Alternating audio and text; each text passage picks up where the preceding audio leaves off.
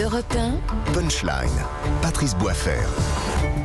De retour dans Punchline sur Europe 1. Merci encore de votre fidélité. On est avec Bruno Jeudi de Paris Match. Bonsoir. Bonsoir mon cher Bruno. Aminé El Khatmi, président du Printemps Républicain. Tout va bien?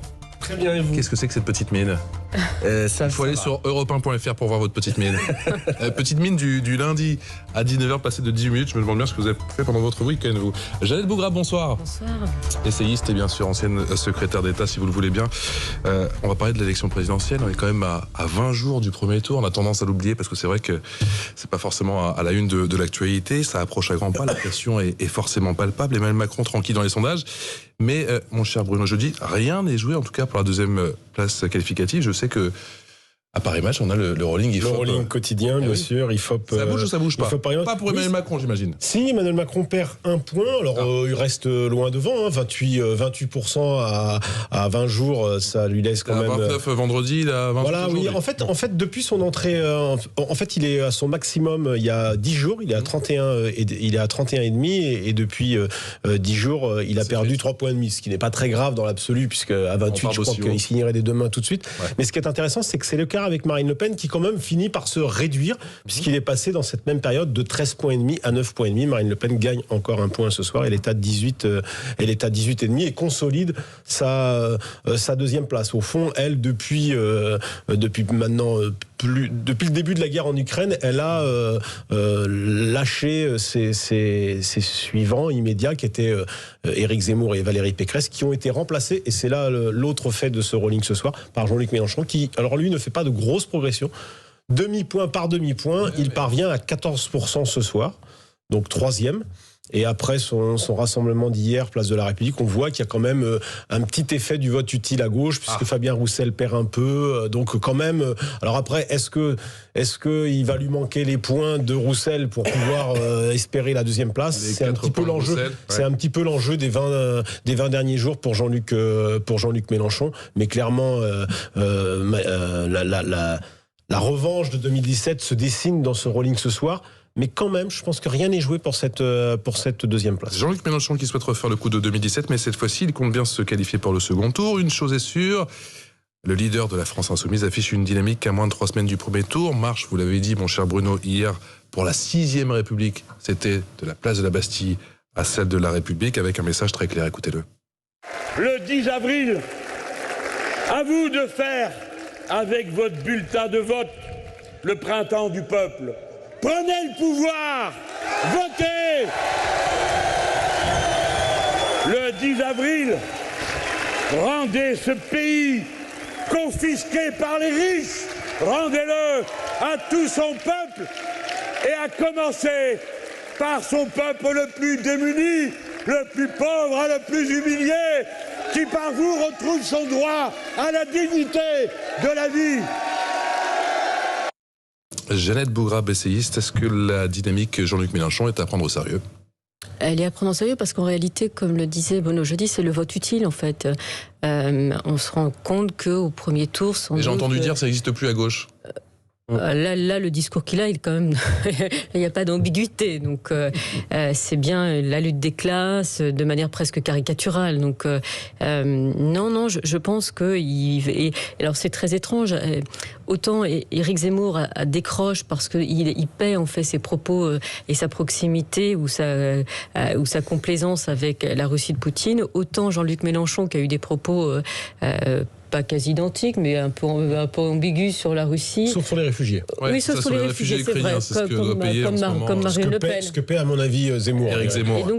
Et donc, du coup, ça le touche pas, en fait. Donc, c'est assez surprenant. C'est surprenant, mais je pense qu'effectivement, et à partir du moment où la primaire a appelé à voter Mélenchon, et notamment Christiane Taubira, ils trouvent en lui l'incarnation de la relève de la gauche. Aminé El Khatmi, président du Printemps Républicain, doucement mais sûrement, il est en train d'incarner le vote utile à gauche, Jean-Luc Mélenchon? Non, je crois pas. En tout cas, partiellement, mais je ne crois pas qu'il puisse rééditer le score qui avait été le sien en 2017, parce que il s'est passé 5 ans et il s'est passé des choses autour de Jean-Luc Mélenchon. Il a heurté énormément de Français. Il a heurté des électeurs de gauche. Il a heurté sur la laïcité. Il a heurté sur des propos à l'encontre de la police qu'il a qualifié de milice barbare.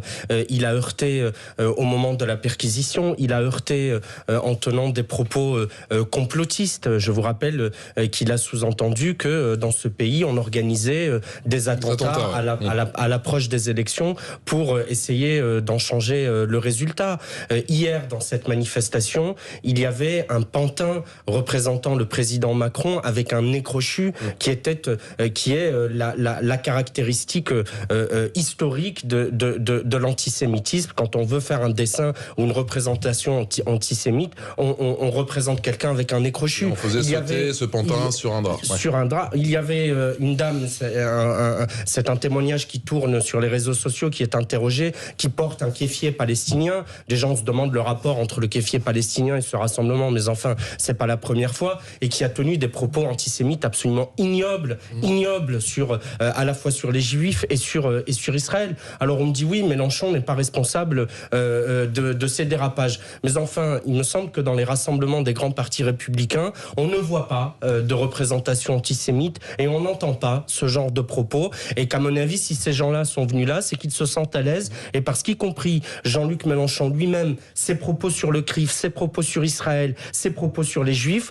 ont rendu ce genre de discours possible. Mais est-ce que ces potentiels acteurs ne sont pas peut-être plutôt plus sensibles à son discours sur le partage de richesses? Non, mais je pense qu'à un moment donné, il y a aussi une question de principe et de valeur, et qu'il y a des choses qui sont plus importantes que le reste, et que lorsque l'on cautionne ce genre de dérapage anti-républicain, on peut tenir tous les discours que l'on veut sur le partage des richesses ou la lutte des classes. Pour moi, ces discours-là sont complètement disqualifiés parce qu'il est allé bien trop loin et bien... Bruno Jeudi de Paris Match, c'est une élection présidentielle et souvent dans la dernière ligne droite, l'ultime ligne droite, les Français regardent leur portefeuille et du coup ils se disent alors j'ai quoi? J'ai le choix entre Emmanuel Macron qui est le mieux placé, Marine Le Pen ou Jean-Luc Mélenchon, et je vais peut-être voter Mélenchon pour peut-être gagner en pouvoir d'achat. C'est lui qui incarne le pouvoir d'achat plus que Marine Le Pen aujourd'hui? Alors d'abord, comme vous dites, dans la dernière ligne droite, les Français ont le choix. Ils ont aussi le choix de ne pas voter. Parce qu'aujourd'hui, le premier candidat de tous ceux qui sont sur le rolling ce soir, c'est quand même l'abstention. 30,5% ce soir.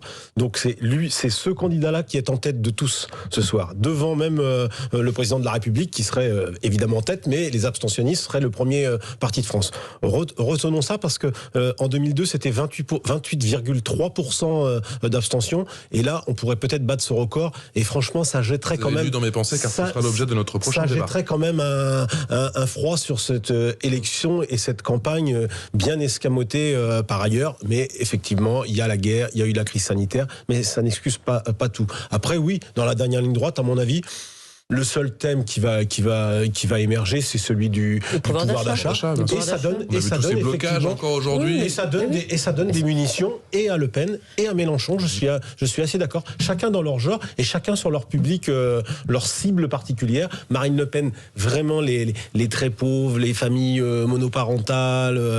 Et puis Mélenchon, c'est plutôt les petits fonctionnaires. Voilà, c'est la clientèle de gauche traditionnelle qui est encore resté à gauche sur ce qui fait la différence entre Jean-Luc Mélenchon et Marine Le Pen, c'est que Marine Le Pen a un réservoir de voix pour le deuxième tour, ce que n'a pas Jean-Luc Mélenchon. Voilà. Et Amine El-Kadami a raison, c'est que quand on est à gauche et qu'on a défendu des valeurs comme la laïcité, on a un peu du mal à pouvoir voter Jean-Luc Mélenchon. Mais le vrai sujet, et c'est vrai que évidemment la tragédie en Ukraine fait qu'on parle beaucoup en fait majoritairement de la guerre en Ukraine, mais on oublie effectivement la difficulté que les Français ont pour payer leurs factures d'électricité, le chauffage. Là, on va injecter plusieurs milliards d'euros sur à EDF. On va parler de la réforme de la politique agricole commune, parce qu'on se rend compte qu'aujourd'hui, avec la situation en Ukraine, eh bien, les matières premières augmentent, puisque la redéfinition de la politique agricole a fait que, eh bien, on n'est plus totalement, si on est autosuffisant, il n'empêche que dans les pays du Maghreb ou d'Afrique vont payer cette conséquence-là. Donc, on voit bien que il y a une sorte de décalage entre effectivement ce qu'on peut débattre aujourd'hui et ce que vivent les gens au quotidien. Voilà. Allez, on parle de ce taux d'abstention qui s'annonce record dans un instant. Vous restez avec nous dans Punchline sur Europe 1. A tout de suite. 18h-20h sur Europe 1. Punchline. Patrice Boisfer.